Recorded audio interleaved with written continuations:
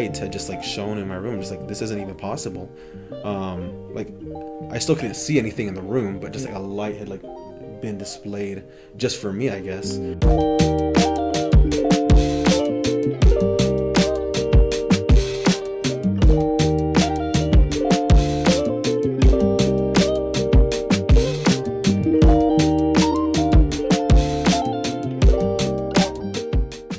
Welcome everybody to another episode of Am I Judas or Barabbas?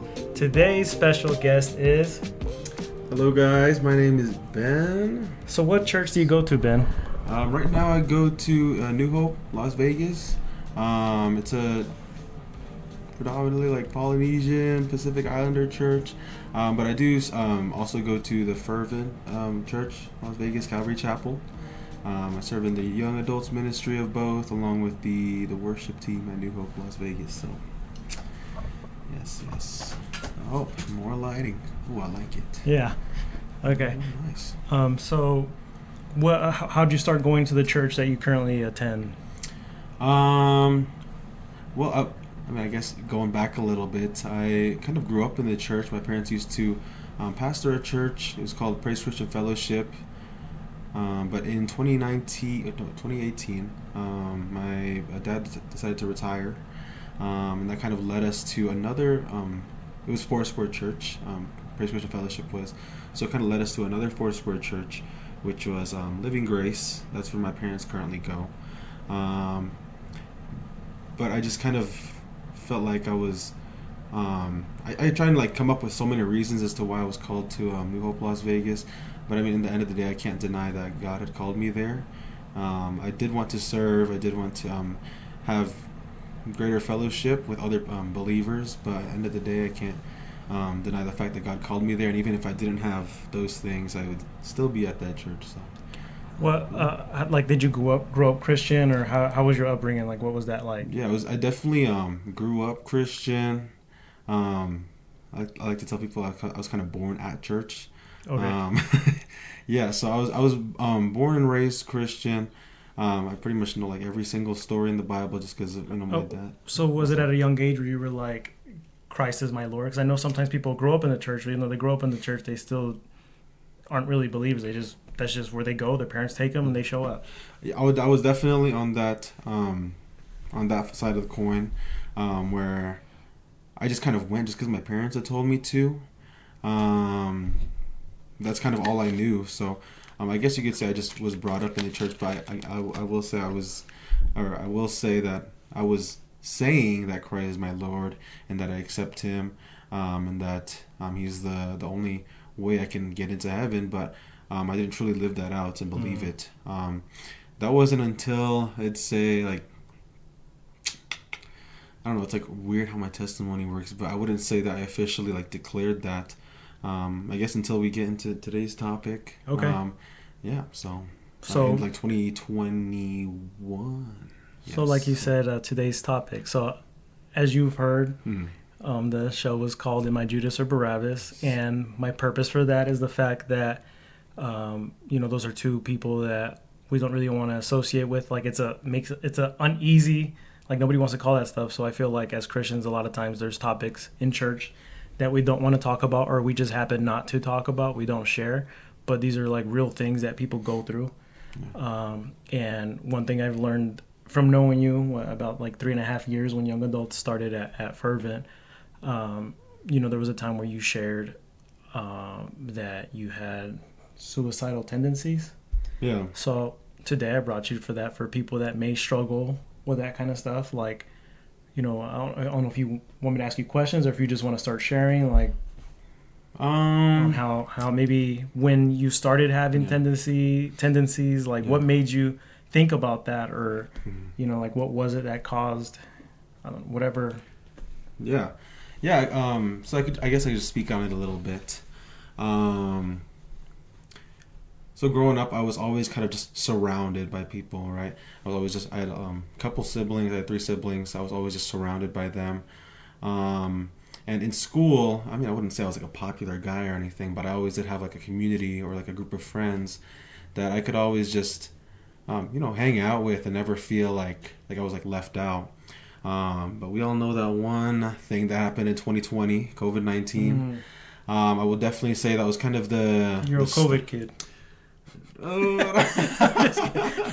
I mean, I guess I definitely think I definitely think COVID did just shape who I am today. I mean, I feel like everyone kind of was, and we all know how COVID was. Everything was shut down. We had to social distance, stop meeting with one another, and I think that's kind of what had sparked my or I guess not sparked, because that's kind of like a not good word to use for what we're talking about, but I guess it kind of started my spiral into depression and anxiety. So was it from like loneliness since you weren't around people, or I'd say what? I'd say it was a couple things.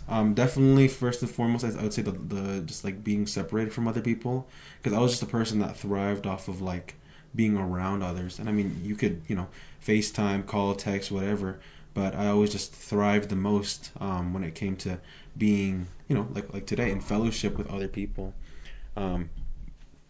But yeah, I would definitely say that was the biggest one. I would also say that during COVID, I think everyone was just on their phone more and like on social media to connect, get information, stay social with other people, and I think that kind of had contributed to it as well. That kind of had me having like self-esteem issues. I mean, I guess I did kind of have that before COVID, but I guess just being in COVID separated, and just in my head a lot with social media and like comparing myself to other people, I definitely had really bad self-esteem. I feel like my lowest was definitely in COVID. Yeah, because everyone, especially if you're looking at social media, everyone just posts their best moments. Yeah. The parts that, look at, even though you can take 100 pictures and you look bad in all of them, but they take that one angle where it's like, ooh, Exactly. And I think that's something that we do a lot, is compare ourselves to others when we shouldn't. That's true. So, like, how'd you get through it? Like, what was it that, like, I'm assuming you don't have tendencies anymore. Oh, I mean, I'm gonna be honest really quick. So I guess I do want to give like some background, or like some more information. So during COVID, like I was saying, I really had bad depression and anxiety just from being separated from people and having the self-esteem issues, which had actually led me to having a total of 4 attempts at suicide. So in total, the 4th was the last one, obviously. But the first 2 that I had kind of like chickened or wussed out. But I had everything ready. I was really ready to take my life both those times. And the 3rd time, by the grace of God, my mom had intervened, and she had stopped it. I mean, do you mind if I ask, like, how did she intervene? Like, what did you set up she happened to, like, stop you? I feel like I would have chickened out either way, but I like to just give my mom the credit for that one, just because, I don't know, like, every single time I was just so ready, right? So ready to just take my own life. But it's just by God's grace that I'm still here today. I wish I wore my shirt. It's like the JSML. It stands for Jesus Saved My Life, and I mean, everyone says, I mean, I guess not everyone, but like lots of Christians say Jesus saved my life, but like I can actually attest to that, because I honestly 100% guarantee would not be here if it wasn't for him. But what had happened was my mom had, like I hadn't been out of my room for like over a day, and that's usually not, I mean, I guess when you have depression, I guess that's pretty normal, but like I was the type of... That wasn't common for you. Yeah. So I'd been out in my room for, a while, and my mom had like just came in to check on me, and it was like the perfect time because she had seen like all the stuff on my desk. I had planned on overdosing on Robitussin, and just like it's like I don't even remember. I think that was the main one, but I had like a ton of different pills I was planning on taking. But she just saw, because I had to like hide it, before. But she just saw it was like all on my desk because I was ready, and she just walked in at the perfect time. I always just tell people, God's timing really is perfect, and that's one of the times it was. So my mom came in, intervened. She told me to stop, um, and that's when she wanted to sign me up for therapy. And I did start taking therapy, but I'm jumping the gun a little bit.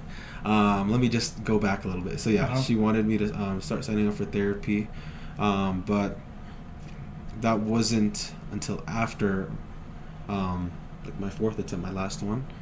And I always just like to tell this story a lot, just because I'm sure lots of people that do have depression or anxiety can like just know this feeling. But it was one day. I remember the day exactly because it was the day before my brother's birthday. It was October 25th, 2020. Um, and like I was like so emo. I had I had like the blackout curtains. My room was just like pitch black. Um, because I was just in that fit again, in that mood. Okay. And I was ready again. I had the pills ready, and like it was so dark you couldn't even like see my hand. I couldn't even see my hand in front of me, like this, Okay. But um, you know, I could Yeah. like even if I'm like to this day, I'm like It's still like having your eyes closed. Like you just don't exactly see it. yeah. Even to this day, like if I put my hand out like this, I can still like imagine all like the pills that I had in my hand. But yeah, I was just in that moment. I was like, yeah, it's like the darkness had come, and I was ready. But the fourth moment, or the fourth time, that's when I had truly encountered God. Um, like, and everyone's like, what do you mean by that? Yeah. And like like I said, the room was so dark, so black that I couldn't see anything. I just know where my mouth was. I know where the pills were. I was just ready, but it's like a light had just like shone in my room. Just like this isn't even possible. Like I still couldn't see anything in the room, but just like Yeah. a light had like been displayed just for me, I guess. And it wasn't like a voice, but I guess just like Like a God thought. had, yeah, I guess, yeah, kind of like a thought or like an instill. God had instilled something in me that like he wasn't done with me yet, and all those separate times that I had attempted, um, he was just waiting for me to be at my lowest, where I was just like not chickening out anymore, to realize that when you're at the bottom, you just need God to bring you back to the top. Because like if you're at the bottom, you can't rely on your own strength anymore because you have none. Yeah. So, and that's just like so amazing that like, I mean, I wish he had interviewed earlier, honestly, but I It's think all in just His timing. exactly God's timing is so perfect. But that last time I was at my lowest, so ready. But when you're at your lowest, what's that saying? Like when you hit rock bottom, only way to go is up. You can't rely on your own strength when you're at the bottom. Yeah. You need to rely on the strength of God. I, And that, I guess I that's hear what a he was different waiting saying for. that you can only hit a brick wall so many times until That's you true. finally try to figure out how to get over it. Ooh, that's good. Yeah, I would definitely say both those kind of applied to me. And I mean, ever since then, that night, I had rededicated my life to Christ. Galatians 2:20. No longer I live, but Christ in me. I didn't realize, I didn't know what that meant until that night when I gave my life to Christ, gave my life that I didn't want back to Christ who wanted it. Right. So, um, yeah, I think that's kind of Okay. yes the testimony, I guess. Well, Um, thank you for sharing that. yes. I know it's personal and it's Yeah. something that you went through, but I want other people to be able to hear that, because I know there's people out there that currently feel the way you felt. Mm. So I think it's important for them to realize like there is a way out, and you found the way out, and Yeah. hopefully through your testimony, others can find their way out also. Okay, I guess I just want to speak on like practical ways. That Oh, people, go yeah, for it. people, Yes, practical yeah, ways. do that. I don't know. Do you want to ask me that? No. I mean, just go. Yeah. Um. So, I guess I just want to speak on, I guess, the practical ways to like combat the depression, combat anxiety. Everyone tells people to go to therapy, but I feel like therapy is very what is it, one, it's like very one size fits all, you know, and like everyone is different. Everybody has different like levels, different, different ways they cope with things. Yeah.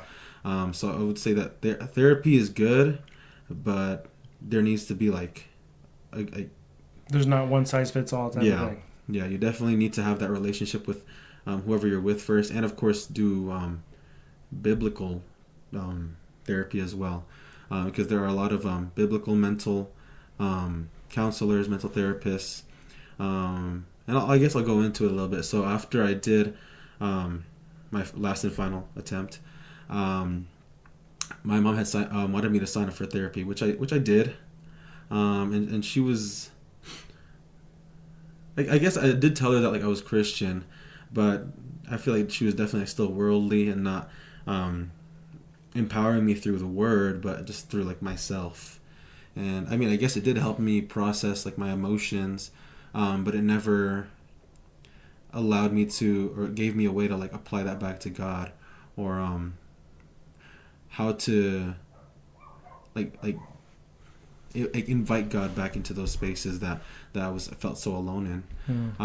So I would definitely say the first and the biggest thing. How would you say that you invited God into those moments? Like, so when you're having like anxiety attacks or depressive episodes, you just feel so alone, and you just like lack the empowerment to invite God into that space, because you just feel so alone, and you're like, why do I feel like this?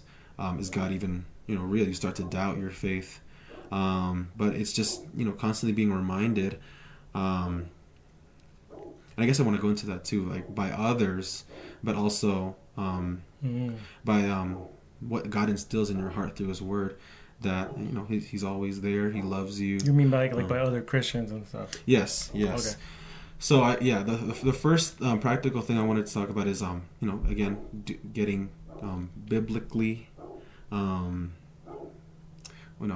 like a biblical therapist, having someone that knows the Word of God and can reapply that back into your life. But the second thing is, I know it's oversaid, but you really do have to reach out. But it goes both ways, though, right? So yeah, it does. The biggest, I mean, like a lot of times when you get asked, like, "How are you doing?" I'm good. Yes, and that was definitely me. I will say that is still kind of me now, where I'm just like, "Oh, I'm good," but something is going on. Lord, work on that in me. But we'll have the people watching pray about that for them, okay?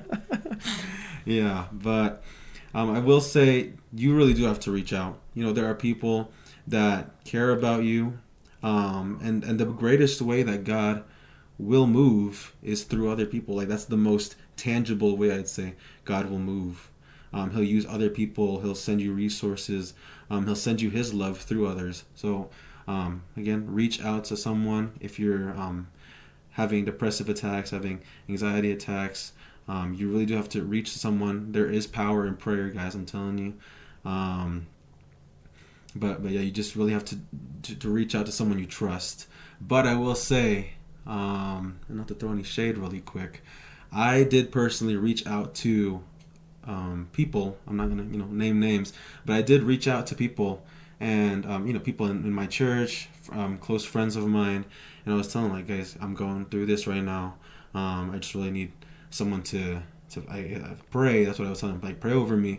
But I just need to be in that space right now. So. I feel like sometimes, from what I've seen, even for me, like when I was doing young adults, that like I think a lot of times when people see how far you are like with God, or when they see you as someone like almost like a mentor and stuff like that, like I feel like you kind of just think that everyone's good, like when Yes. even just thinking about like the head pastor or whatever, like.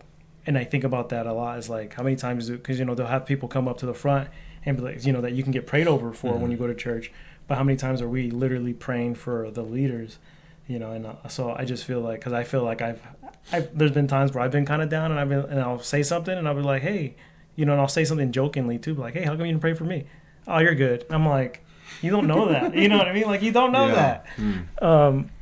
But yeah, go ahead and No, that's definitely true. that's why we have to, like, I'm going to go into that. We have to really just pour out into one another. You have to be honest with you got to be honest with what you're going through. You really have to, because there's no shame for those in Christ, right? There's no you have to lean on one another, because we really can't do this life alone, guys. So but back to what I was saying, what is it? There were people that I was reaching out to, telling them I need prayer, telling them I need to just be in community again, and they were praying for me. They were saying, I care about you. They were saying, I love you. Mm-hmm. They're saying God loves you, and this is all stuff you do need to hear. But you as a person that someone is reaching out to, you gotta follow through on, the prayer, but also being in fellowship with them, helping them out. What's the John 3:30? What is it?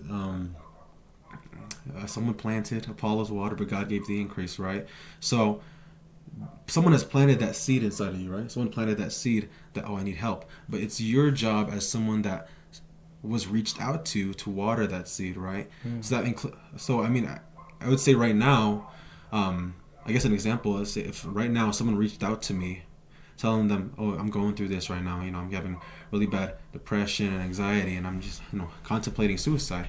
I'm just like, hey, give me your address right now. Like, give me your address. Obviously we're going to pray, but we're also going to take tangible steps to bring you past this, right? So we're going to be hanging out. We're going to be in fellowship. We're going to be hanging out minimum 2 to 3 times a week, just because I don't want you to feel like you're doing this life alone, right? Because prayer, it does work, but it's also important for us as Christians to steward the Spirit of God that's in us right now, right? So that includes loving like Him. That includes, just being with other people. So we're going to hang out tonight. We're going to grab dinner. We're going to do something just to get you out of this rut that you're in, And I'd say that I wish someone did that for me. But again, I just say by the grace of God that I'm still here, even though I didn't have that. I will say, as a tangible step for us as Christians to take, is just be in that fellowship with one another.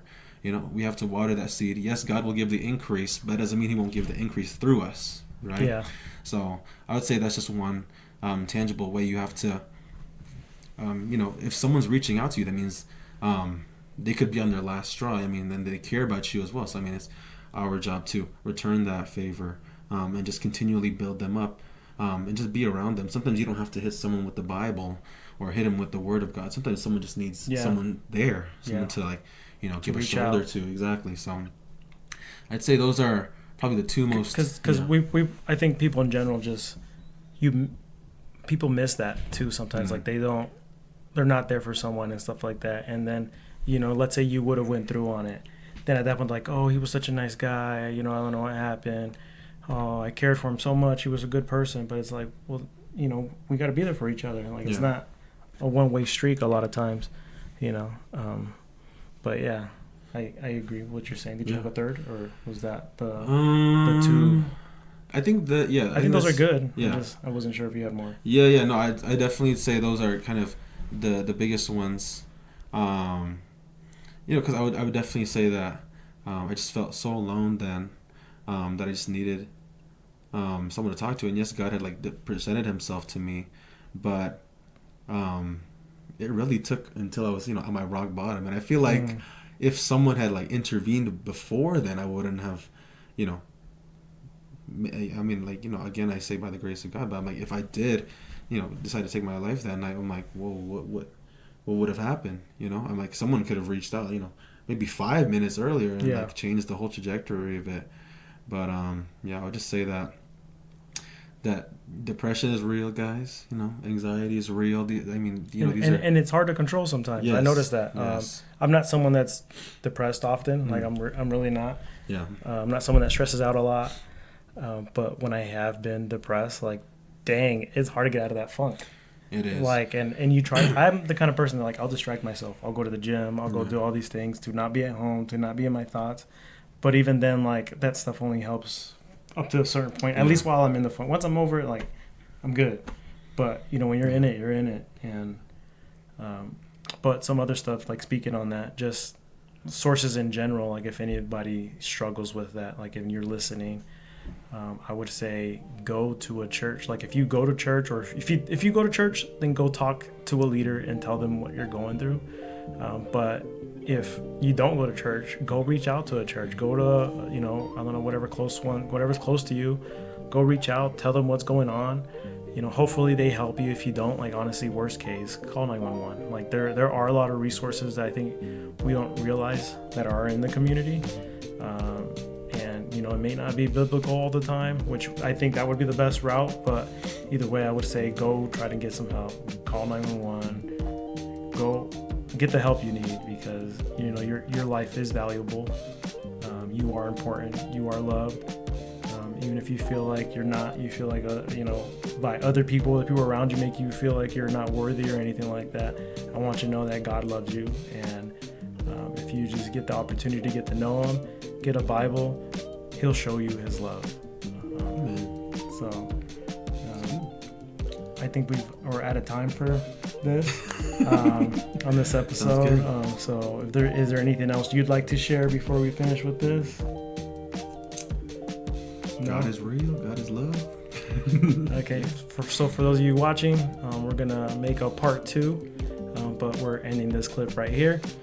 And the second part, so that you don't miss out, because I think it's also another very good topic that I'm going to go over with Ben, is pornography. So if any of you guys have any sexual sin or lust or any of that, go ahead and watch next week's episode. Bye. Peace.